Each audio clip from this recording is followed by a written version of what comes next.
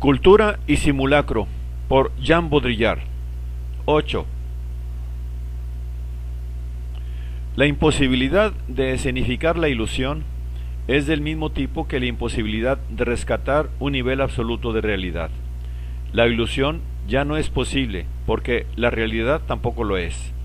Este es el planteamiento del problema político de la parodia, de la hipersimulación o simulación ofensiva.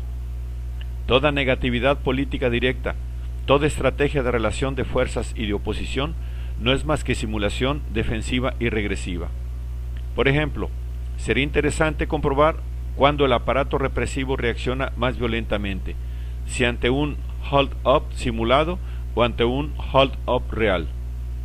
Pues el segundo no hace más que cambiar el orden de las cosas, el derecho a la propiedad, mientras que el primero atenta contra el mismo principio de realidad. La transgresión, la violencia son menos graves, pues no cuestionan más que el reparto de lo real. La simulación es infinitamente más poderosa, ya que permite siempre suponer, más allá de su objeto, que el orden y la ley mismos podrían muy bien no ser otra cosa que simulación. Recordar el engaño de Urbino. Pero la dificultad está cortada a la medida del peligro. ¿Cómo fingir un delito y probar que fingíamos? Simule usted un robo en unos almacenes y haga que lo descubran. Sino, ¿dónde estaría el juego? ¿Cómo persuadir al servicio de vigilancia de que se trataba de un hurto simulado? No existe diferencia objetiva alguna. Se trata de los mismos gestos y de los mismos signos que un robo real, y además los signos no se inclinan ni de un lado ni de otro.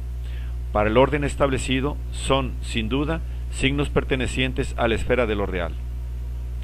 Organice usted un falso hold-up.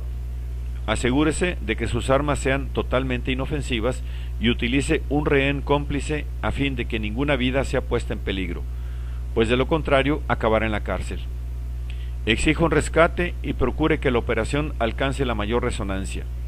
En suma, intente que el asunto resulte verdadero, para poder poner a prueba la reacción del sistema ante un simulacro perfecto.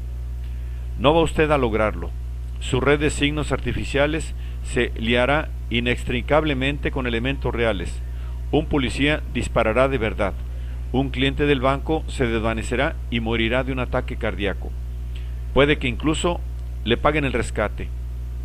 Total, que sin haberlo querido, se encontrará usted inmerso de lleno en lo real, una de cuyas funciones es precisamente la de devorar toda tentativa de simulación, la de reducir todas las cosas a la realidad. Este es precisamente el orden establecido, y lo era mucho antes de la puesta en juego de las instituciones y de la justicia.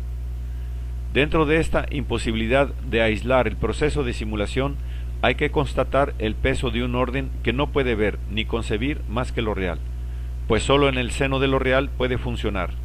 Un delito simulado, si ello puede probarse, será o castigado ligeramente, puesto que no ha tenido consecuencias, o castigado como ofensa al Ministerio Público, por ejemplo, si se ha hecho actuar a la policía para nada.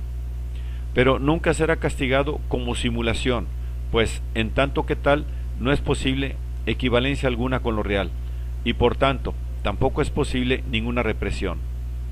El desafío de la simulación es inaceptable para el poder. Ello se ve aún más claramente al considerar la simulación de virtud. No se castiga, y sin embargo, en tanto que simulación es tan grave como fingir un delito. La parodia, al hacer equivalentes sumisión y transgresión, comete el peor de los crímenes, pues anula la diferencia en que la ley se basa. El orden establecido nada puede en contra de esto. Está desarmado, ya que la ley es un simulacro de segundo orden, mientras que la simulación pertenece al tercer orden, más allá de lo verdadero y de lo falso, más allá de las equivalencias, más allá de las distinciones racionales sobre las que se basa el funcionamiento de todo orden social y de todo poder. Es pues ahí, en la ausencia de lo real, donde hay que enfocar el orden, no en otra parte. Por eso el orden escoge siempre lo real. En la duda, prefiero siempre la hipótesis de lo real. En él ejercito En el ejército se prefiere tomar al que finge por verdadero loco, aunque esto se va haciendo cada vez más difícil, pues si resulta prácticamente imposible aislar el proceso de simulación a causa del poder de inercia de lo real que nos rodea, también ocurre lo contrario, y esta reversibilidad forma parte del dispositivo de simulación e impotencia del poder, a saber, que a partir de aquí deviene imposible aislar el proceso de lo real, incluso se hace imposible probar que lo real lo sea.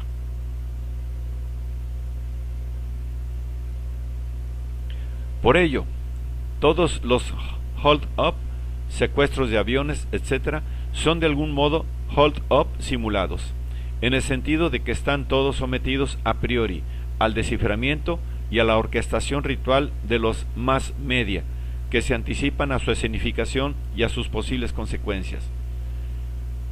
En definitiva, en el sentido en que funcionan como un conjunto de signos sometidos a su carácter de signos, de modo alguno a su finalidad real. Pero guardémonos de tomarlos como irreales o como inofensivos. Al contrario, es en tanto como sucesos hiperreales, no teniendo ni contenido ni fines propios, pero refractados los unos por los otros, del mismo modo que los llamados sucesos históricos, huelgas, manifestaciones, crisis, etc. Es en tanto que tales que llegan a ser incontrolables para un orden que sólo puede ejercerse sobre lo real y sobre lo racional, sobre causas y fines. Orden referencial que sólo puede reinar sobre lo referencial, poder determinado que sólo puede reinar sobre un mundo determinado, pero que no puede nada contra esta recurrencia indefinida de la simulación, contra esta nebulosa ingrávida, que no se somete a las leyes de la gravitación de lo real. El poder mismo acaba por desmantelarse en este espacio y deviene una simulación de poder, desconectado de sus fines y de sus objetivos, abocado a efectos de poder y de simulación de masas. La única arma absoluta del poder consiste en impregnarlo todo de referentes, en salvar lo real, en persuadirnos de la realidad de lo social, de la gravedad de la economía y de las finalidades de la producción. Para lograrlo, se desvive, es lo más claro de su acción, en prodigar crisis y penuria por doquier. Tomad vuestros deseos por la realidad. Puede llegar a entenderse como un eslogan desesperado del poder. En un mundo sin referencias, la referencia del deseo, o incluso la confusión del principio de realidad y del principio de deseo, son menos peligrosas que la contagiosa hiperrealidad. Quedamos entre principios y en esta zona el poder siempre tiene razón. La hiperrealidad y la simulación disuaden de todo principio y de todo fin, y vuelven contra el poder mismo la disuasión que él ha utilizado tan hábilmente durante largo tiempo. Pues, en definitiva, el capital es quien primero se alimentó, al filo de su historia, de la desestructuración de todo referente, de todo fin humano, quien primero rompió todas las distinciones ideales entre lo verdadero y lo falso, el bien y el mal, para asentar una ley radical de equivalencias y de intercambios, la ley de cobre de su poder. Él es quien primero ha jugado la baza de la disuasión, de la abstracción, de la desconexión, de la desterritorialización, etc. Y si él es quien viene fomentando la realidad, el principio de realidad, él es también quien primero lo liquidó con la exterminación de todo valor de uso, de toda equivalencia real de la producción y la riqueza, con la sensación que tenemos de la irrealidad de las posibilidades y la omnipotencia de la manipulación. Ahora bien, esta lógica misma es la que, al radicalizarse, está liquidando hoy por hoy al poder, el cual no intenta otra cosa que frenar semejante espiral catastrófica, secretando realidad a toda costa, alucinando, con todos los medios posibles, un último brillo de realidad, sobre el que fundamentar todavía un brillo de poder, pero no logra otra cosa que multiplicar sus signos y acelerar el papel de la simulación.